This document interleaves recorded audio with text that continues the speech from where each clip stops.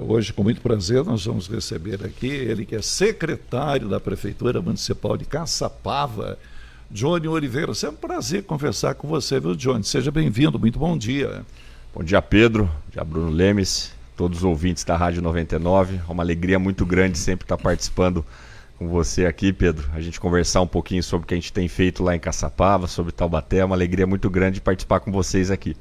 Muito obrigado, viu, Johnny? Nos acompanha aqui na entrevista também o Bruno Lemes. O Johnny, você tem a sua atividade intensa, né?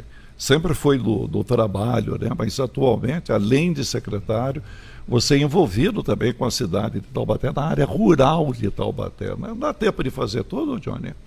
Olha, Pedro, a gente se desdobra, né? Porque a missão em Caçapava é uma missão que eu desempenho lá de muita responsabilidade, mexer com as finanças do município, né, organizar as contas para a prefeita poder fazer os investimentos necessários para a cidade, é uma responsabilidade muito grande.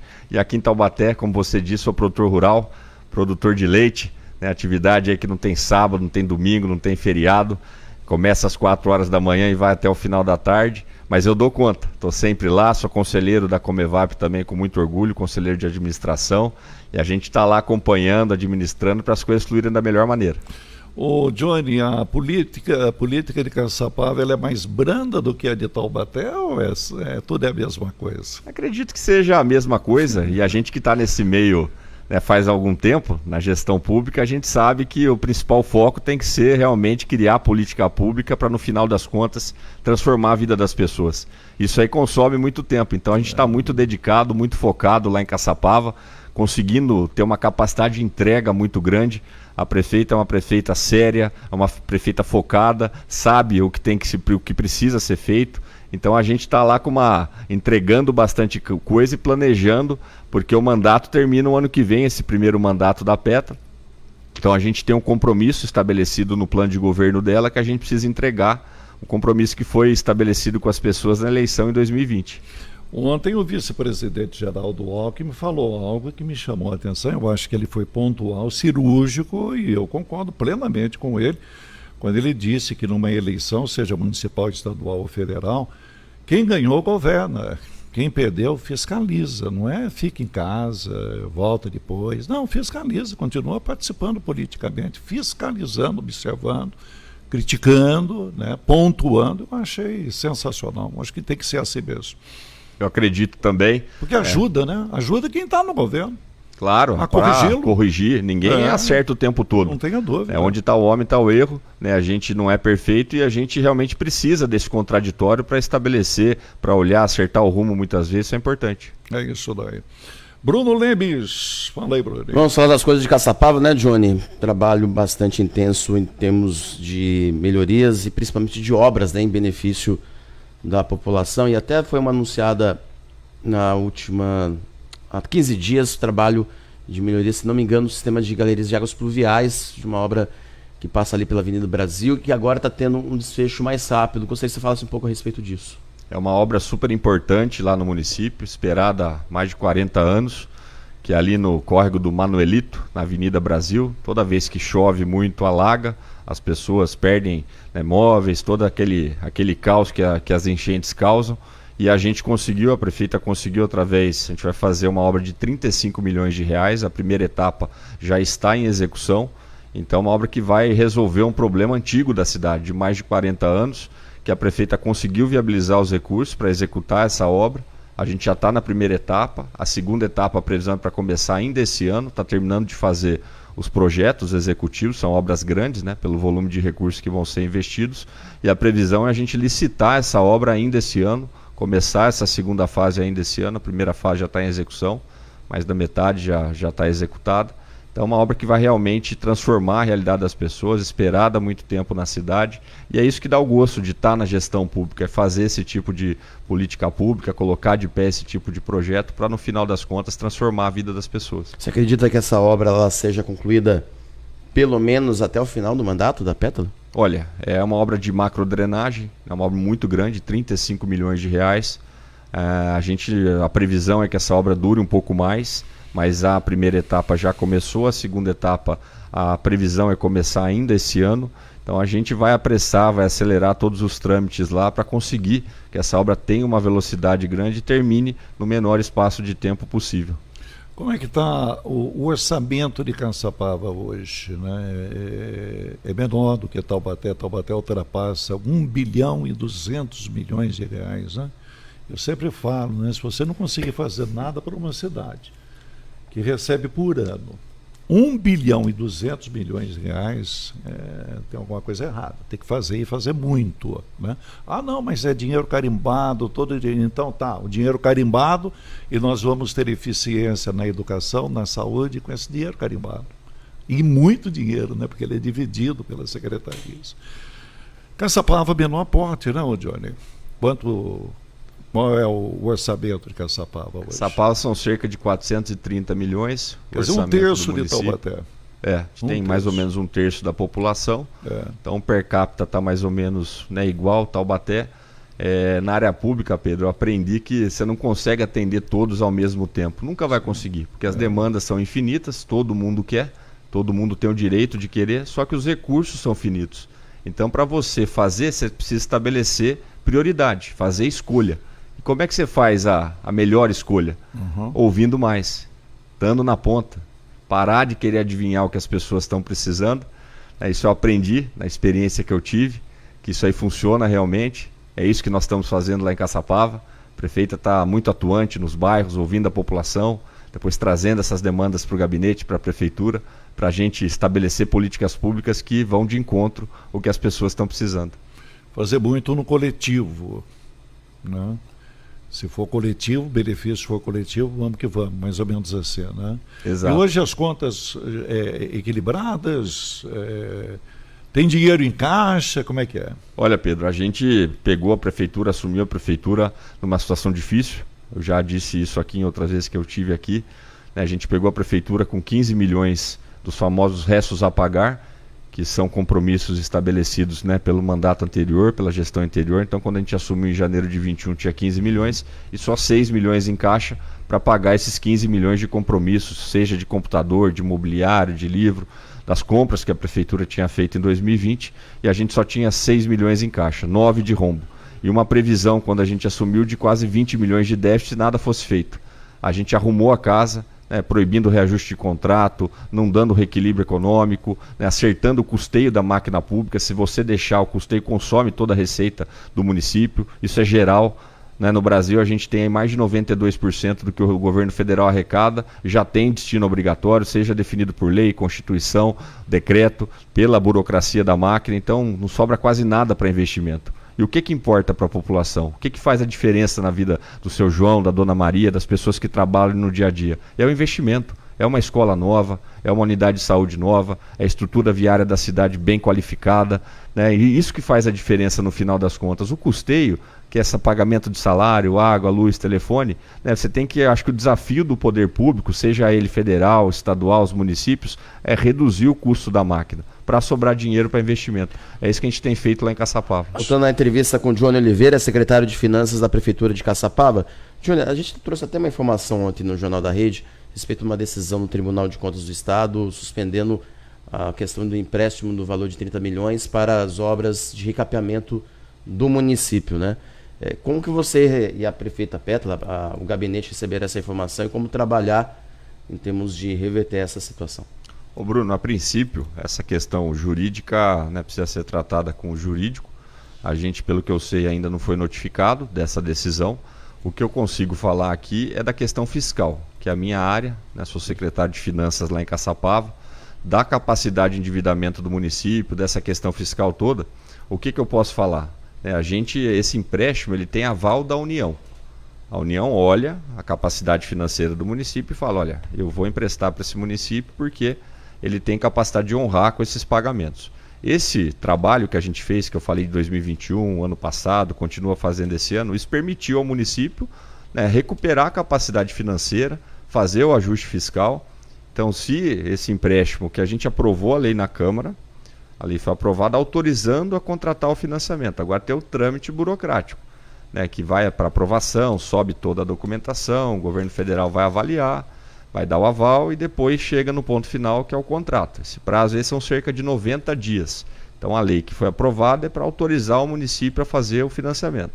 Da nossa capacidade fiscal, a lei de responsabilidade fiscal, ela diz que os municípios, eles podem se endividar até 120% da receita corrente líquida, Pedro.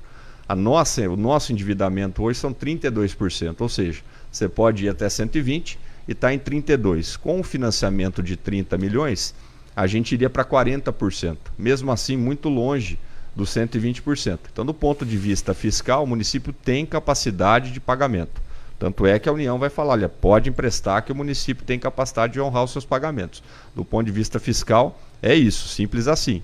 Do ponto de vista político, eu acredito o seguinte, o seu João, a dona Maria, que moram no barro quando chove, né, ou mora na poeira quando não chove, pergunte a eles se eles querem, porque tem 3 maneiras de você fazer investimento na área pública. 3 maneiras.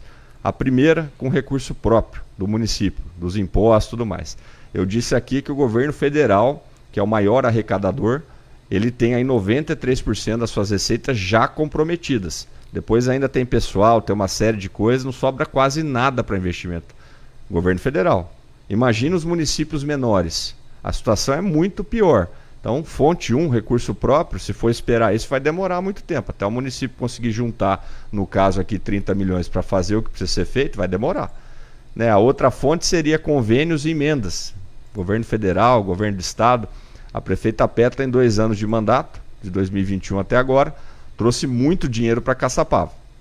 Se for somar os 2 anos dela comparado com o passado, eu acho que a somatória de muitos anos do passado não dão o que ela conseguiu em 2 anos. Então continuamos nesse trabalho. E a terceira fonte é financiamento. Né? Para as pessoas comprarem a casa, muitas vezes a casa própria, elas fazem como? Não tem dinheiro para pagar à vista também. Planejam, situação financeira, fazem o financiamento e vão pagando o financiamento. É assim que a grande maioria da população adquire muitos bens, né? Seja eles casa, imóveis, tudo mais, e outros bens como o carro. É assim que eles fazem. Então a gente está pensando em melhorar a cidade realmente. A cidade está destruída do ponto de vista de infraestrutura. Ruas muito esburacadas, precisando de recapeamento. Né? A prefeita fez muito. Né? A gente tapou mais de 34 mil buracos nesse período todo. A gente conseguiu um convênio com o Estado que está recapeando mais de 62 ruas. E a cidade tem uma demanda muito grande nesse sentido. Então esse recurso dos 30 milhões é para fazer um anel viário, para melhorar o deslocamento, asfaltar um trecho lá da cidade para melhorar o fluxo de veículos, deslocar melhor as pessoas e para continuar o Rua Melhor, que é a questão do tapa-buraco, de recapeamento. Então acho que a conversa é essa, né? As pessoas que estão passando por dificuldade, moram no barro, moram na poeira, pergunte a elas se elas vão querer esperar o município ter recurso, ou é melhor a gente antecipar agora e fazer o que a cidade precisa, melhorar a qualidade de vida das pessoas. Isso tem um aspecto também de saúde pública, tem uma ligação com isso. Então, do ponto de vista fiscal, a situação do município é essa, tem capacidade de pagamento. Ô Johnny, sobre a política local, o seu nome é cotado nas próximas eleições aqui de Taubaté, né? E ontem você teve uma reunião com moradores do bairro da Silva, Parque São Cristóvão. Nós recebemos esta informação. Você manteve contato com a população? Qual é a intenção, né, do cidadão Johnny Oliveira com essas reuniões com a população? Ô Pedro, acredito que o momento agora seja de ouvir as pessoas. Eu tenho muito orgulho de ter feito parte, né, ter contribuído, trabalhado pela minha cidade, na gestão do prefeito Ortiz. Muito orgulho mesmo. Né, tenho um carinho, uma admiração muito grande pelo Bernardo Ortiz, pelo Ortiz Júnior. E eu tive o prazer, o privilégio de contribuir com a minha cidade quando eu fui secretário de desenvolvimento aqui. Fiz o plano de governo do nosso candidato à época, o Eduardo Cursino. Tive a oportunidade de ouvir, mas não deu muito tempo de fazer uma análise mais completa da cidade, do município, do que as pessoas estão precisando.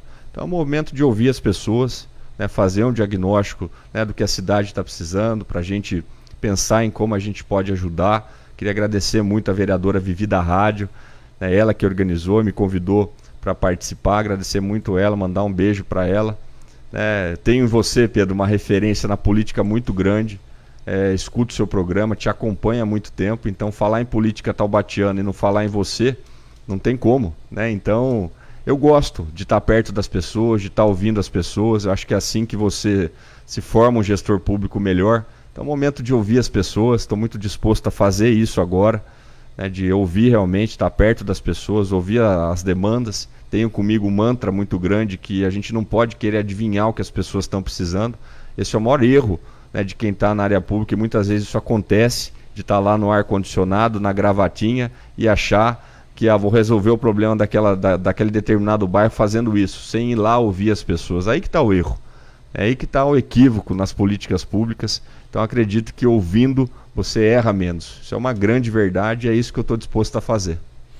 Ainda num quadro indefinido, politicamente falando, aqui em Taubaté. Não se sabe aí, tem muitos nomes, né, Johnny, mas não se sabe realmente no afunilar quem é que vai ser candidato realmente, né? Porque todo é um processo, né? E depois vai afunilando, vai se unindo, né? Vai se ajustando. Então, dentro desse mar de incertezas ainda, é interessante fazer esse tipo de trabalho, já ouvir a população, Johnny? Eu acredito muito. Essa questão Agora, esses pontos me chamam assim, uma atenção que eu não tenho como não perguntar. A Vivi da Rádio é da direita aqui de Taubaté, uma pessoa ligada à direita de Taubaté, que é forte, né? A direita é muito forte aqui em Taubaté. Essa aproximação da Vivi com você, ou de você com a Vivi também, pode surgir como sendo um candidato da direita aqui em Taubaté, Johnny? Você vê assim ou não? Olha, Pedro, eu enxergo o meu diagnóstico hoje, isso é uma decisão lá na frente. Não é agora. Agora é momento realmente de ouvir as pessoas. A minha relação com a Vivi não é de hoje, né? Ela é minha amiga já faz um tempo, né? Não é uma construção artificial, é realmente de amizade, né? De já ter contato, né? E eu acredito muito nesse sentido. E eu estou indo, as pessoas estão me convidando, eu estou indo ouvir. Mas eu fico perguntando, Johnny, né? Porque você é uma pessoa que tem um carinho muito grande da família Ortiz, tanto do pai como do Júnior, né? Mais do pai, que eu sempre ouvi o pai sempre defender o seu nome, falar de você, né? Mas nós não sabemos se o Júnior vai ser candidato ou não para voltar à prefeitura. É uma indefinição de quadro, é isso que eu fico assim curioso de saber, né, o Johnny? Já é hora de saber alguma coisa ou não é hora de saber nada ainda? Não? Olha, Pedro, eu estou muito focado, né? Uma que o trabalho em Caçapava me consome bastante. E essa minha disposição hoje é de ouvir realmente as pessoas, estar próximo das pessoas aqui em Taubaté. Amo muito essa cidade, né? Sou produtor rural aqui com muito orgulho, sou apaixonado pela atividade rural, né? E sobre o professor Ortiz e o Júnior não tem que falar, minha trajetória fala por mim. O Bernardo é uma referência. A definição é lá, Johnny? Eu não sei. Tipo, se o Júnior Ortiz sair, eu não saio. Se ele não sair, eu serei a bola da vez dessa liderança política na cidade? Corre esse risco ou não? Eu não estou pensando nisso, Pedro. De coração não estou pensando nisso. Estou pensando em ouvir, ter um diagnóstico da cidade, né, do que a cidade está precisando, quais são as melhorias, o que precisa avançar. Ontem nessa reunião com a população, o que é que você sentiu? O que mais está precisando nesse contato com o povo ontem? Eu acho que no geral, né, eu acho que eu falei muito isso lá. A principal política social de qualquer governo, né, se chama emprego. Então é emprego, né? Precisamos gerar emprego, gerar oportunidade de trabalho, né? Isso é geral, né? A gente passou aí por crise econômica, por pandemia, uma situação muito difícil do ponto de vista, né, econômico e de saúde pública, e as pessoas perderam seus empregos. E junta tudo isso, Pedro, que mudou a matriz do emprego. Emprego com carteira assinada vai ficar cada vez mais difícil. Mudou. Então tem muita tecnologia, tem muita inovação, o empreendedorismo já está uma bandeira muito forte que precisa ser incentivada e apoiada. Acredito que emprego é a melhor política social, dá dignidade para as pessoas, dá renda para as pessoas. Acho que é uma bandeira muito legal aí de trabalhar. Muito obrigado pela sua presença aqui no Jornal da Rede. Seja sempre bem-vindo à nossa casa. Gostamos muito de você, pessoa educada, fina, calma, tranquila, responde, né? Não se irrita com nada. Esse é o Johnny Oliveira. Obrigado, viu, Johnny? Pedro, muito obrigado pela oportunidade. Eu fico muito feliz sempre quando vem um convite para estar com você aqui. Você eu considero muito, né? Eu falei aqui, é muito verdade isso, sempre te acompanhei. Falar na política em Taubaté tem que falar em Pedro Luiz. Então é uma honra muito grande estar com você. Queria mandar um abraço também para o Fião, que mandou uma mensagem para mim agora. Fião aí que fez um ótimo trabalho, um brilhante trabalho na área rural. Um querido amigo, mandar um abração para o Fião. E agradecer ao Bruno Lemes, o Marcelo Pacífico. É um prazer estar com vocês aqui. Muito obrigado. Obrigado, obrigado.